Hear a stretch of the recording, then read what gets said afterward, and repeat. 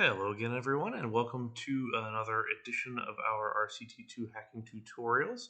Our little park here continues to grow. We have 6 rides now, so we have our original, actually 7. So we have our original 4 that we did here, then our rocking horse ride, the train that we did last time, and today we are going to learn our first roller coaster. So we're going to round out our park a little bit here with our first big thrill ride.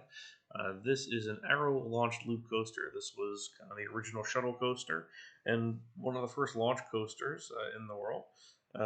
There were a couple of them. I want to say there were 7 in total, and this ride basically had 2 electronically or winch-driven launches on either side that basically just pushed the train along to a kind of a low speed since they started high up and down into the loop up to the other side, stopped, and then got pushed back in the other direction.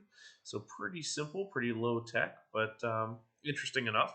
Now, this type of ride has been around since RCT1 in the game. The challenge was that on the end here, in order to make it return, you'd have to raise up this section of track so it slowed down and stopped. But thanks to the magic of shoestring, we can avoid that and make what looks like a more realistic version of the ride. So let's take a look underground and see what we're going to deal with. You can see here is our other car that's hanging out down here. So this guy is the one that does the magic. Rather than our other shoestring versions where we've dropped the front car because that's the control, this time we're dropping the back car. And honestly, it could be any car you wanted, but the back car is the easiest because this one, all we need is some speed control. Now, every car contributes to the momentum of the ride. So here we see it going up this hill, which is going to actually stop the ride and send it back the other direction. So really, that's literally all it is. So it's a pretty straightforward and pretty simple hack. All of this jumble here is really just to send this ride down here and then back it up and split off the ride or the vehicle and then send this car back up and onto the main track. So actually, this is one of the first times we're going to do a complete circuit. In that case, we're still using the powered launch. But let's give it a try, and we're going to copy this one. Now, in order to help us out, I've already gone ahead and made a different color scheme for this guy, just so we can help count some of these across. Now, this just determining what those sizes are is largely trial and error, but that is just fine. That's what this kind of hacking takes. So you do what you do to get it right. All right, so let's start with the loop because I always start with the loop. It just helps me figure out where I want to put the ride, and then it kind of sets the tone for the rest of it. So we're going to do a vertical loop to the right, which is how all of these rides were done. Not to say that you couldn't do it to the left, but as far as realism goes, that's what it was done. So we're going to go ahead and do that. So let's build our back spike. So what we've done here is made this just long enough. You can kind of make it any length you want, but I kind of proportionally set it to what the row ride looks like. So we have 1, 2, 3, 4, 5, 6, 7, 8, 9, 10. So 10 it is. That's easy enough. 1, 2, 3, 4, 5, 6, 7, 8, 9, 10. Now, just from a realism standpoint, I added some brakes in here. So I added it on number 8 and 9, and these on the backside here are set to 18, which does actually slow down the ride just a little bit here. It doesn't play a huge role, but it's just enough to give it a little bit of a nice look to it. And then we're going to skip 2 and put a brake in here.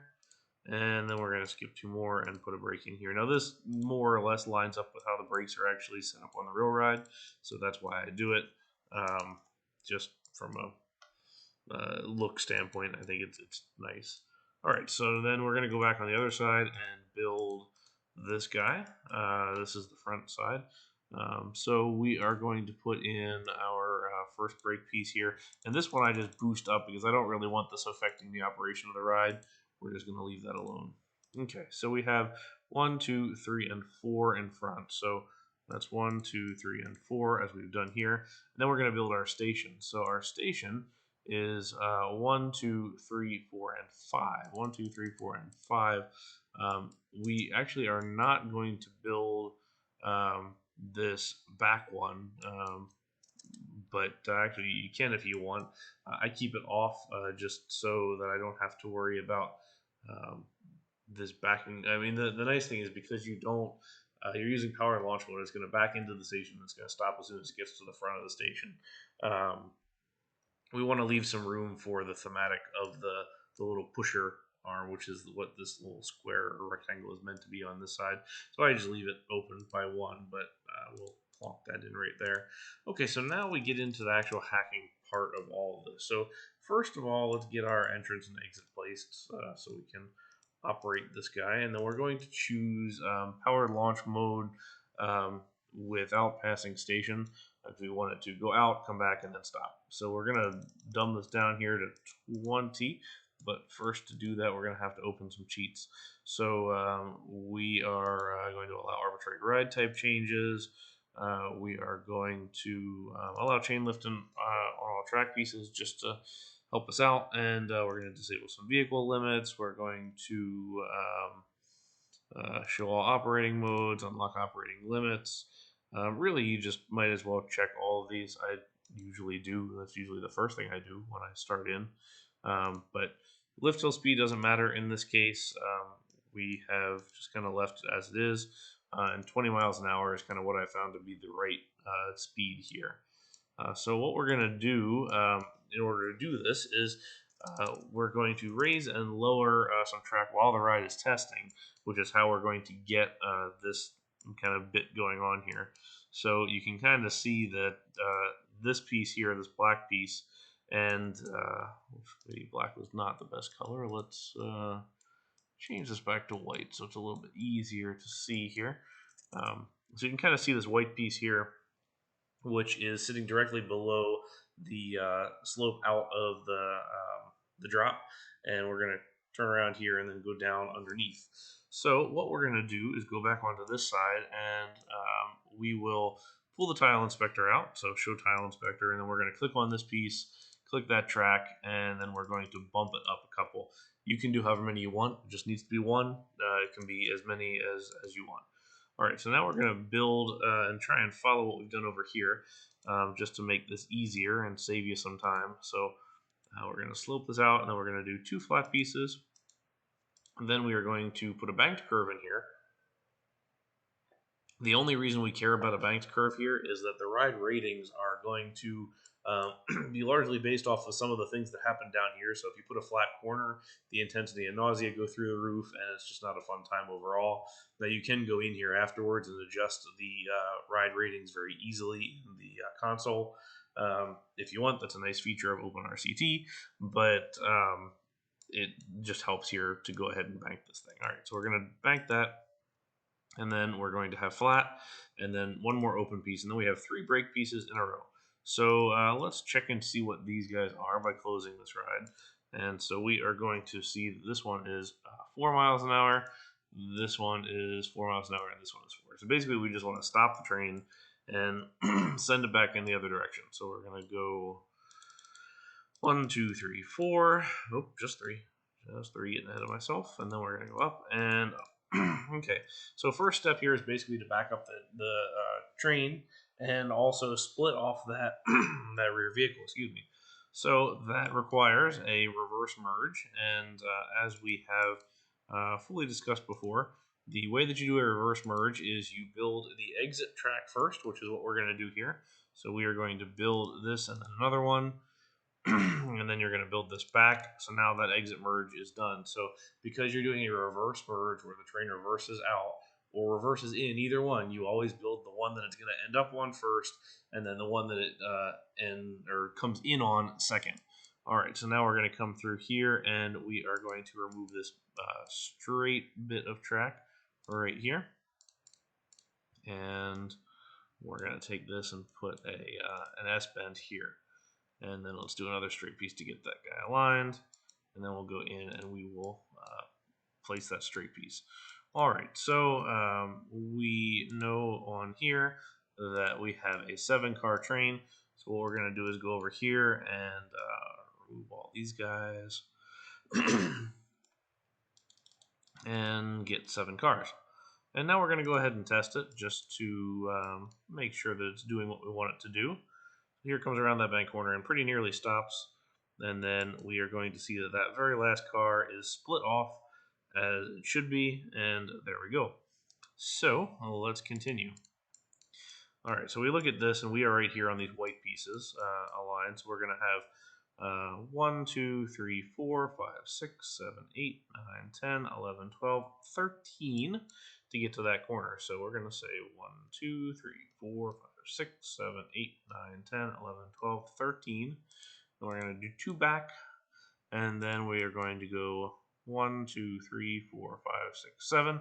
1, 2, 3, 4, 5, 6, 7. Now I could go as far as I wanted with this. All we're really doing is we have our back car here and then the rest of our train here. So they're going to go back in tangent or in parallel together, back it up. And then as this one goes over here, this kind of main part of the train is going to stop on this incline and then go forward again.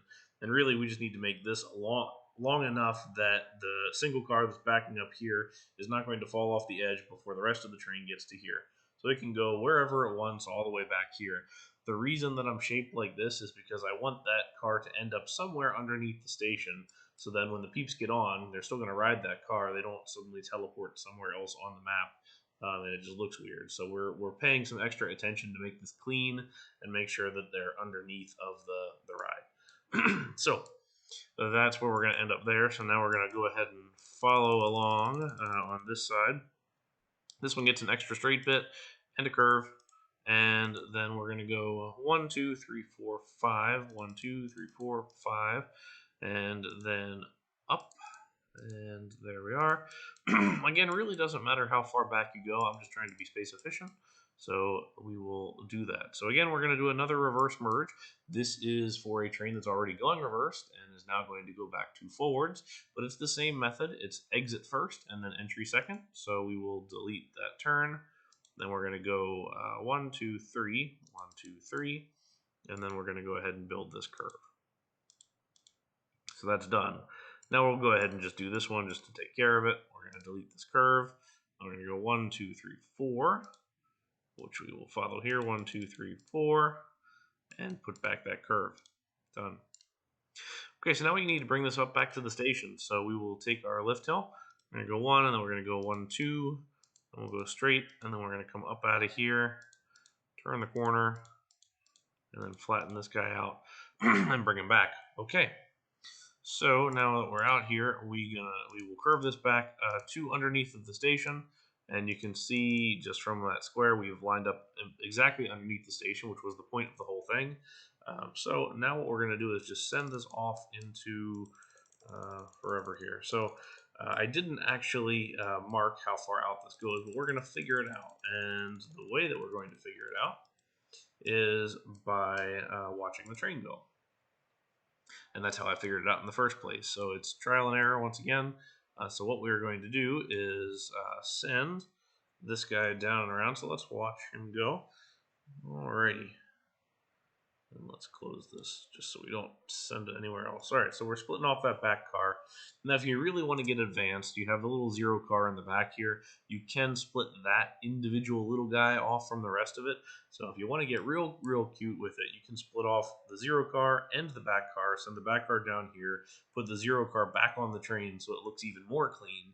But in my opinion, that is a small detail for something that most people aren't going to notice. So not really something I worry too hard about. All right, let's speed this up just so we can keep our video time a little shorter. There we go. And we are going to go up, and then we're going to stop right there. So you can see this guy sitting right underneath the station, which is what we accomplished. And now we're good to go up here. Okay, so what we do without double closing the ride, so while the train's still sitting there, and you can do this while the train's running too, if you want to save time, it really doesn't matter. We are going to take our curved piece, which is right here. You know it's the middle one because there's a low, a middle, and a high, so you can pick this one here, and then we're going to go and adjust this height down We're going to actually make it go down underneath the ground, so then you can't see it. We are going to have to bring it back anyway for putting in the slope, but let's go ahead and put this one back down. So there we are. Now this is lined up, and we never closed this completely, so we can open it now. And you will see, since we're still at 20 miles an hour, here we go. And so now the coaster is going to do its thing, and we're going to pause it. So what we want this to do is slow down and reverse somewhere around here. So as you can see, that's pretty nearly right where we are here, and then we didn't line this up completely, but we want it to reverse around here. So what we're going to do is take this, take our color scheme, and just make it something different. And we will put that one down. So the reason that it's shaped like this is because I wanted it to kind of slowly slow down and then quickly slow down. So sort of indicate a gradual breaking to something a little more abrupt at the end. So now we're going to go back here, and we are going to close this. And we'll do our construction back here. And we will check. So this is a little bit of trial and error. We might end up going back through and having to move this back a single tile if we run off the end, but we will be able to check that. So this is what we're going to do, set it up like this. It does stick out a little bit, so you can adjust the land or adjust your hack down here just so it sits a little bit lower. Or you can make this invisible, but then you're going to get your train popping out every cycle. So generally land is the easiest way to hide that. All right, so now we're going to go back and adjust this again. This is a common method of shoestringing, is doing it like this with lowering and raising pieces. Totally valid way to do it. Not necessarily my favorite because it's hard to you can't easily reset it. You got to go through the hack each time. So it's not my favorite, and I prefer ones like we've done with splitting the trains up manually, which is a more complicated setup and sometimes a little bit of a pain, but in my opinion, just look better overall. All right, so now that it's passed, we're going to go ahead and lower this guy again, and then we're going to take this one and lower him back down, and there we have it. So we're ready to go. Let's speed this up and bring him back to the station. All right, so here we go. Let us begin. So test this and see if it works. See if we got this in the right place. So this 18 miles an hour, I'll slow it a little bit, not too much. And then here we go up, and we are just a little bit close to being off the edge. So I would say that I am one too close. So we're going to go ahead and pull one of these out and do that. All right. So this is going to be the best method here, and you can count these if you want, if it's just going to make it easier for you so you don't have to do this trial and error. But I like to show that this is what happens to do the work that you need here. And if you have space considerations or other things, or you just do a variant of this, I mean, it's all going to change potentially. So don't worry too hard about having to screw around with it for a little while just to make it work in the way that you want it to do. That's, in my opinion, kind of the reward of some of this hacking, is it's sometimes it just takes a little while and it is an absolute pain in the rear, and it just frustrates you to no end, but then you have a nice working piece of ride once you're all done. So that's the win to me. All right, so here we go. Let's take a look, and we're going to follow this through the loop up onto here, and then we're going to stop a tile early, which I think is good. So right there. Now with peeps, this is going to be a little bit heavier, so it's going to go a little bit up. And if you were paying attention to this while we were watching it over here, it comes real close. What I would recommend whenever you do hacking is always test it with peeps before you clean it up and call it done, because there are some times when adding the weight of peeps can really screw up the overall look of everything. So always test it with the peeps. But once you have it running, then it's looking good. So you can do a couple of different things if you want to clean this up a little bit. If you really want to clean this up, you can make this entire lower area, except for this straight piece of track, as a different ride entirely.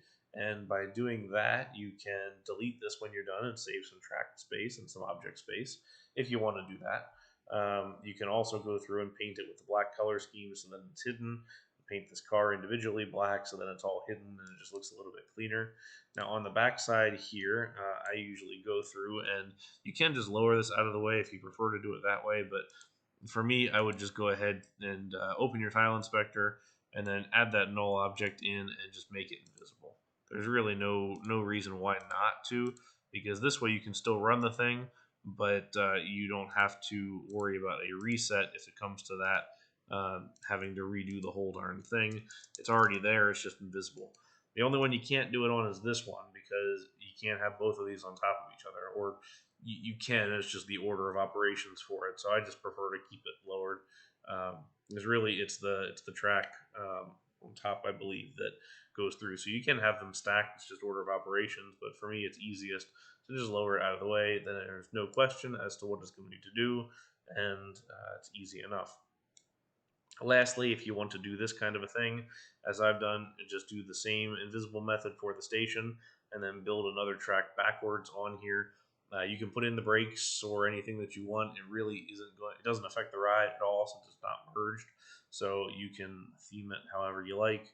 And then I just put in some other different details out here, and built my staircase and everything else. It's definitely a hike to get up there, but always looks good in my opinion. So that is really all there is to say for this ride. It's a pretty simple coaster. It's a nice simple ride hack, but I think the cleanliness of this reverse is a definite improvement on what the original one was, with the little spike on the far end.